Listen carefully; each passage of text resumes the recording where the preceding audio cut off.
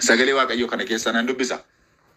Seera Lewwotaa boqonnaa 26 lakkoofsa 3 irraa jalqabeeti. Mata dureen akkuma jalqaba isinitti dubbadhe seera Waaqayyoo isa abboommi isaa eeguudhaan keessa jiraannu haa hubannu kan jedhudha. Isinii akka seera tokkotti yoo deddeebitan abboommi koos yoo eeddan akka isaatti yoo hojjettan yommus ani immoo bokkaa koo yeroo isaatti isiniif nan kennaa lafichis barakata isiniif hin kenna. Mukeetiin bakkees ija hin godhatu. Siribsiisaan midhaan keessanii hamma yeroo iji waynii ciramuutti hin tura. Ija waynii ciruun keessanis hamma yeroo sanyiin facaafamuutti hin tura. Isin wanta nyaachuu barbaaddan hundumaa hin qabaattu. Biyya keessan keessa nagaatti hin jiraattu. Ani biyyicha keessatti nagaa nan buusaa. Isinis hin boqottu. Wanti isin sodaachisu hin jiru. Ani bineensicha hamaa biyyicha keessan keessaa nan baasaa. Billaanis biyya keessan keessatti hin nuuf godha. Hin kadhanna akka Waaqayyo sagalee kana nutti dubbatu hin kadhanna. Abbaa keenya Gooftaa Iyesuus Kiristoos fayyisaa keenya kan taate Kiristoos kan nu hiitte galanni siif haa ta'u. Guyyaan har'aas guyyaa guddaaf guyyaa jaallatamaa akkamiiti. Eenyutu humna isaan gara dubbii keetti dhufa yooti ganama gargaarte malee. Anis ganama kana yaa Waaqayyo sagalee kee qabadhee fuula ijoollee kee saba kee duratti kana ni yaaddu. Yaa Gooftaa gargaarsa kee fi gaarummaa kee duwwaan beeka. Kan nama gargaaruuf kan yaa Waaqayyo Gooftaa namatti dhiyoo jiru yeroo hundumaa dubbii kee qofa. Haalli biyya lafaan jijjiirama fuula geeddara. Ati garuu sanuma hin sinsinnooftu hin geeddaramtu. Nun dhiiftu nurraan fagaattu. Araara keessa guddaaf galanni siif haa ta'u. Ilma Waaqayyoo galanni siif haa ta'u. Kiristoos Yesuus eebbifami. Abbaa keenyaa maqaan kee kan galateeffame haa ta'u. Hafuura qulqulluu yommuu kana mokottu nu gargaari. Gidduu keenyatti mul'adhu. Maqaa abbaatti sin kadhadha. Maqaa ilmaatti kan hafuura qulqulluutti. Jireenyi keenya hiikamee si dhaggeeffachuu kan danda'uuf nu gargaari. Anas sagalee kee qabadhee yaa Gooftaa barumsa walitti fufuudhaan saba kee duratti kanan dhiyaadhe yaa Waaqayyo.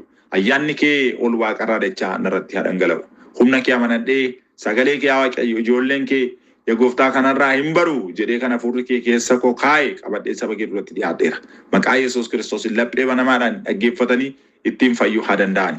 Bokkaan roobee lafa jiisee waa biqilche erga ta'e dubbiin koos akkasuma gara keessan dhufee iddoo tokko dhaqee utuu waan itti ergee hojjeteen xumuriin utuu waan hojjetiin gara kootti hin deebi'uu jette Yesuus Kiristoos. Egaa ganama kana dura keettan argamee jira Gooftaa Yesuus. Humna keetiin saba kee keessatti hojjedhu. Humni mootummaa kee qilleensa kana biyya kana haa qabatu. Ganamni kun ganama hiikamsaa ta'u.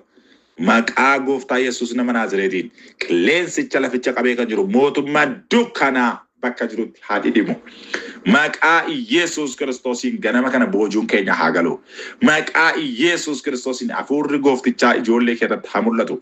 Sagalee kee nutti dubbadhu. Hafuura kee nu barsiisi.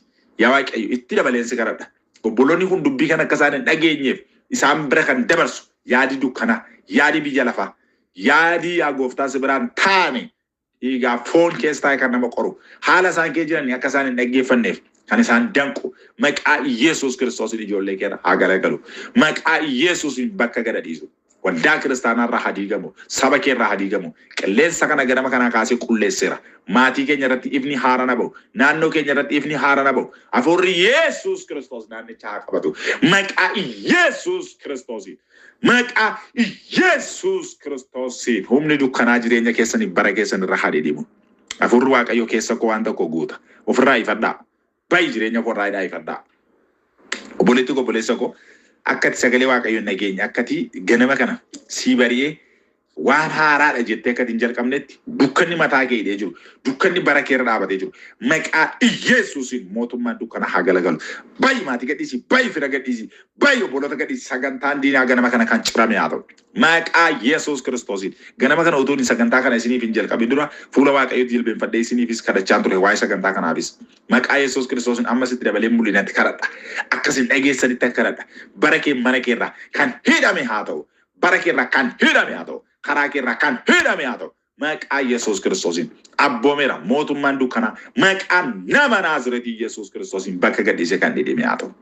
Dhiigaaf abiddaan jireenya keessan qulleesseera. Maqaa abbaaf kan ilmaa kana hafuura qulqulluutti ameen. Sagalee waaqayyoo keessaa itti fufnaa akkuma nama isiniin jedhee barumsa walitti fufaa kana qabadheen dura keessanitti dhiyaadhe bu'uurri ani irratti qophaa'e seera Lewwotaa boqonnaa 26 lakkoofsa 3 kaasee hanga 13 yoo ta'e iyyuu macaafa seera Lewwotaa erga seera Lewwotaa kana of keessatti hammata waan baay'ee nu barsiisa jedhee abdii guddaa qaba. Bara kana keessa barbaachisaa fi addumatti immoo anaaf isiniif macaafa qulqulluun lafarra jiru hundumtu kan nu harka jiru kun macaafi keenya macaafi 66 waan nu barsiisuu qabaaf jira. Kanaaf dhaggeeffachuu barachuudhaa fi qophaa'uu ta'uu qabna. Waa'ee maalii akka nu dubbatu itti fufna. Seerri waaqayyoon kan ibsudha. Mata duree kana keessatti yommuu ilaaltan mata dureen keenya waa'ee waan lamaa of keessaa qaba. Tokko seera waaqayyoo isa abboommii isaa eeguudhaan keessa jiraannudha. Tokko seera lammaffaan immoo abboommii isaa eeguudhaan sadaffaan keessa jiraachuudha. Seera waaqayyoo abboommii nuyi seera waaqayyoo irraa fuunee ittiin jiraannu akkasuma immoo hubachuu fi beekuu keessa jiraachuudha jechuudha. Seerri waaqayyoo maalii isa jedhuun isinitti hima. What is God's laws? God's law ni jedhamu seerri waaqayyoon kan ibsudha. Seera waaqayyooti yommuu jennu waaqayyo mataasaa ibsa. Seenaan iddoo kana keessatti dubbatamee jiru waa'ee lubootaa fi seerri kennamu waa'ee seerri waaqayyo maal akka ta'e immoo luboota barsiisu qulqulluu xuraa'onni fi cubbamoonni ormii fi namni luban bayini dhufee luba ta'ee qullaa'ee waaqayyoof hojjechuu dubbata.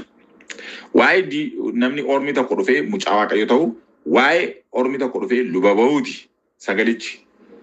Levitikas inni jedhamu ofii macaafa afaan Ingiliffaatiin yeroo dubbistanii Lewwota ni jedhu Levitikasiidha. Levitikas jechuun kan luba ba'e, kan birmadoome, kan qullaa'e jechuutti hiikama. Kan qullaa'e fakkeenyaaf macaafa seera ba'uu boqonnaa 19 lakkoofsa 1 yeroo dubbistan isa kana dubbata. Itti dabalee macaafa seera lakkoofsaa boqonnaa 10 lakkoofsa 11 irrattis waa'ee kanaati kan dubbatu. Seenaan lubummaa kuni waaqayyoof hojjechuu kun sabni Israa'el biyya Gibxiitii ba'anii yommuu isaanii dhufanii gaara Siinaarraa naannoo Siinaa yommuu isaan buufata ga'anii achitti jalqabe.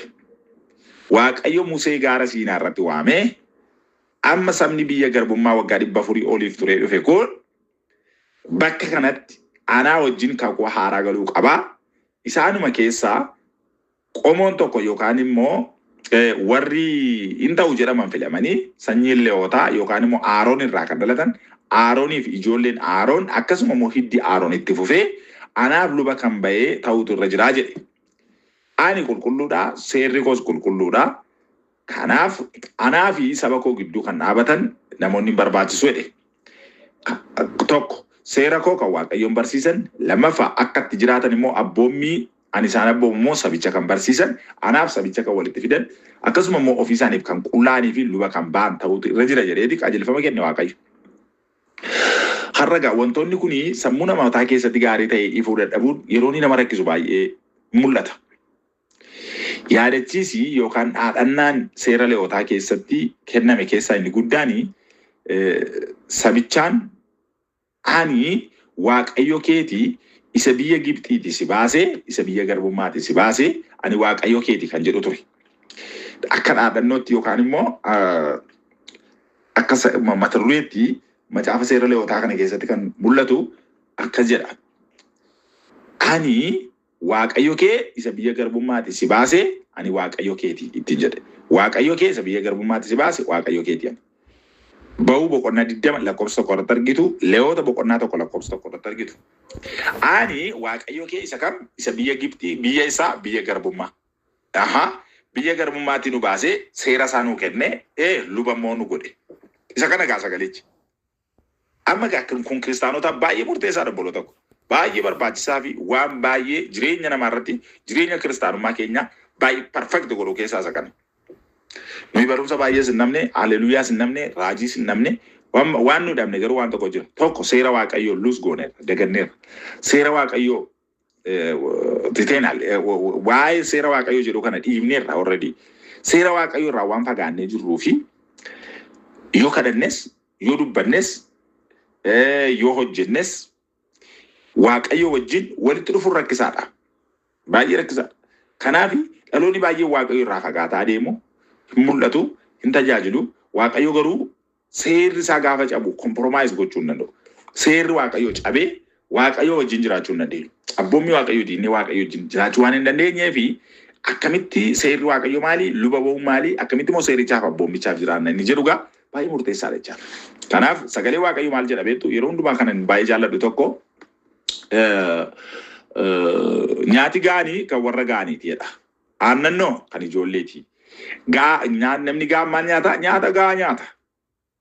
Inni ilkaan qabu nyaata jajjabaa nyaata. Ijoolleen daa'imni immoo dandeessee nyaata jajjabaa nyaattu. Ani ijoollee lama qaba amma. Ijoolleen mucaan kun inni tokko waggaa 6 deema.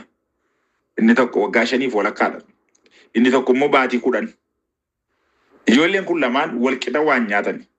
Walqixa miti. Mucaan xiqqaan ammayyuu aannan barbaada.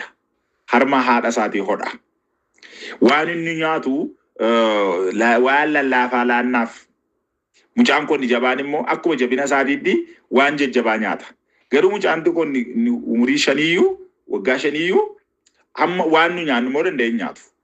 Maaliif jennaan sadarkaadha, umuriidha, bilchina. Jabaachuu qabu, ilkaanni jabaachuu qaba. Garaachi sirriitti daakuu danda'uu qaba. Dubbii waaqayyoos akkasuma obboloota tokko. Amma yeroo hundumaa warruma aannan dhugan taanaan nuyi yeroo hundumaa ijoolleedha jechuudha. Ijoollee irraa gara nama guddummaatti yommuu dhuftu garuu diteelii wantoonni jireenya keenya keessatti hojjechuu qabu seerri waaqayyo gaarii ta'e nu keessatti hojjeta jechuudha. Gooftaan Yesuus isin haa gargaaru.